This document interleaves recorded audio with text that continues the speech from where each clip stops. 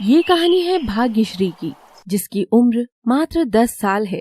उसको पढ़ना, लिखना और खेलना काफी पसंद है। आज भाग्यश्री के स्कूल में छुट्टी थी, इसलिए वो अपनी चचेरी बहन प्रिया, अपनी बचपन की दोस्त किशोरी, रवि और कुछ गांव के दोस्तों के साथ अपने घर के बड़े से आंगन में खो खो खेल रही थी। प्रिया की टीम एक तरफ थी और भाग्यश्री की टीम एक तरफ थी। आखिर में जीत भाग्यश्री की टीम की ही होती है। क्या भाग्यश्री, हमेशा तुम ही जीत जाती हो, लेकिन खेलने में बड़ा मजा आया है ना भाग्यश्री? कल फिर से खेलेंगे। अरे क्या बताऊं दीदी, मैं हूँ ही इतनी बुद्धिमान। खुद की तारीफ भी करनी चाहिए ना। हाँ प्रिया दीदी, आपकी बहन वैसे है बड़ी बुद्धिमान, तभी तो सारे खेल जानती है, सबको हरा देती है। चलो अब खेल तो खत्म हो गया है, बहुत भूख लग रही है। सभी लोग अब अपने अपने घर जाकर कुछ खाते हैं, ठीक है? इसके बाद सभी दोस्त अपने अपने घर चले जाते हैं। भाग्यश्री को तो पहले से ही खेलना बहुत पसंद था और वो हमेशा खो खो खेल को जीत जाती थी। उसकी बुद्धिमानी और उसकी अच्छाई गांव के हर लोगों को पता थी। गांव के सभी लोग भाग्यश्री को बहुत प्यार करते थे। भाग्यश्री के पिता एक व्यवसायी थे। भाग्यश्री के पिताजी की खुद की एक बड़ी सी राशन की दुकान थी। भगवान की दुआ से भाग्यश्री के पिता का व्यवसाय बहुत ही अच्छा चल रहा था। दूसरी ओर उसकी माँ एक गृहिणी थी और घर का सारा काम संभालती थी।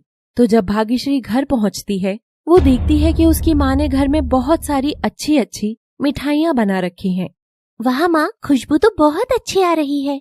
क्या बात है, आज बहुत अच्छी अच्छी मिठाइयाँ बना रही हो माँ। वाह, मोतीचूर के लड्डू, मुझे भी दो ना माँ।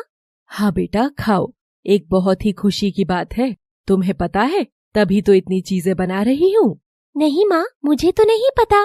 क्या बात है माँ? अरे प्रिया का रिश्ता पक्का हुआ है और पता है तुम्हें, जिनसे रिश्ता होने वाला है वो बहुत ही अमीर है। लड़के के पिताजी की 4 सोने की दुकान है। वो लोग कल प्रिया को उसके घर में देखने आने वाले हैं, इसलिए मैं तुम्हारी चाची की मदद कर रही हूँ। ये सारी मिठाइयाँ बनाकर मैं अभी शाम को उनके घर भी दे आऊंगी। मैं तो भगवान से दुआ करती हूँ सब कुछ अच्छे से हो जाए। बस बेटा, उसी खुशी में बहुत सारी मिठाइयाँ बना रही हूँ। भाग्यश्री बड़ी ही मासूमियत से अपनी माँ से पूछती है, लेकिन माँ, रिश्ता होने के बाद क्या होता है? रिश्ता कैसे होता है और उसमें मिठाइयाँ क्यों बनाते हैं? बेटा, पिछले महीने तुम कमला दीदी की शादी में गई थी ना, तो देखा था ना क्या क्या हुआ था। तुमने तो बहुत मस्ती भी की थी उनकी शादी में, याद है? नाच भी रही थी। रिश्ता होने के बाद शादी होती है। लेकिन माँ, दीदी तो उस दिन सुबह सुबह बहुत रो रही थी, वो बिल्कुल खुश नहीं थी। वो क्यों? बेटा, उसे विदाई कहते हैं। सभी को एक दिन ब्याह करके अपने पति के घर जाना होता है, तो कमला को भी जाना पड़ा, बस और कुछ नहीं बेटा। एक दिन तुम्हारे साथ भी ऐसा ही होगा। लेकिन मम्मी, सिर्फ लड़कियों को ही घर छोड़कर क्यों जाना पड़ता है? लड़के क्यों नहीं जाते? मैं भी तो लड़की हूँ, मुझे भी जाना पड़ेगा माँ। हाँ बेटा, ये तो प्रकृति का नियम है। अगर शादी ब्याह नहीं होगा तो ये दुनिया भी नहीं चल पाएगी, समझी? अच्छा चलो, तुम थक गई हो ना, ये लो, मैंने कुछ मिठाई तुम्हारे लिए प्लेट में रख दी है, खा लो, ठीक है? ठीक है माँ। उस दिन भाग्यश्री ये सोच रही थी कि हर एक लड़की जिनका ब्याह होता है वो रोती क्यों है। बेचारी को तो कुछ भी नहीं पता था कि शादी क्या होती है और शादी के बाद कितनी जिम्मेदारियां एक लड़की के ऊपर आ जाती हैं। खाते खाते भाग्यश्री बस उसी बात को सोचे जा रही थी। और अब तो प्रिया का भी विवाह होने वाला था। प्रिया राजन और माया की इकलौती बेटी थी। प्रिया के पिता की भी एक बड़ी सी राशन की दुकान थी। प्रिया के पिता और भाग्यश्री के पिता के बीच बहुत ही अच्छा संबंध था। प्रिया का घर भाग्यश्री के घर से थोड़ी ही दूरी पर था। जब शाम को भाग्यश्री की माँ अपना सारा काम खत्म करके और खाना खाकर सोफे पर बैठती है, तो वहाँ पर भाग्यश्री आ जाती है और वो अपनी मम्मी से विवाह से संबंधित विभिन्न प्रकार के प्रश्न पूछने लग जाती है।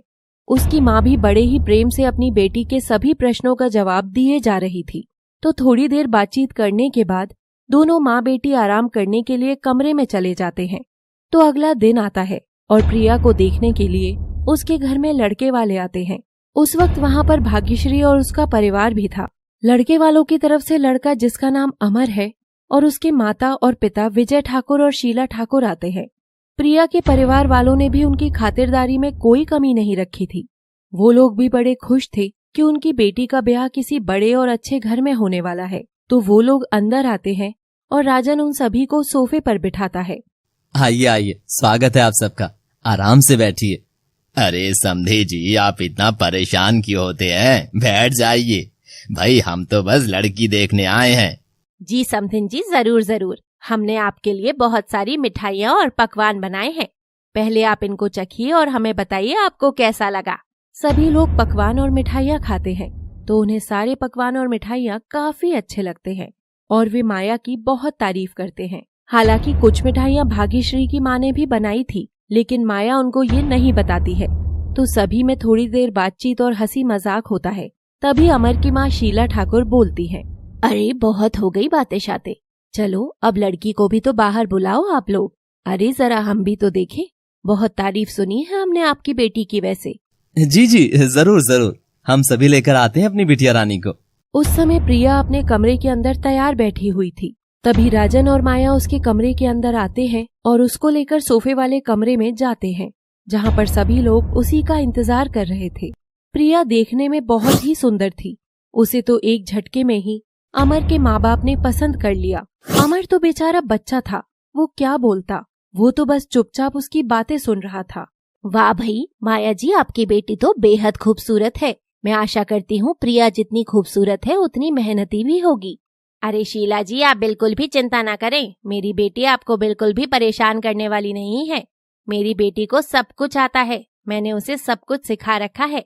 बस अब ये थोड़ी छोटी है, इसलिए छोटी मोटी गलतियाँ कर देती है, लेकिन कोई बात नहीं, थोड़ी बड़ी हो जाएगी तो सब समझ जाएगी। अरे समधन जी, आप बिल्कुल भी परेशान ना हो, हमें तो आपकी बिटिया बहुत पसंद आई। मैं आपसे वादा करता हूँ कि मेरे बेटे की शादी सिर्फ आपकी बेटी से ही होगी, वरना नहीं होगी। बहुत बहुत धन्यवाद विजय ठाकुर जी, ये तो हमारा सौभाग्य है कि आपके घर में मेरी बेटी जा रही है।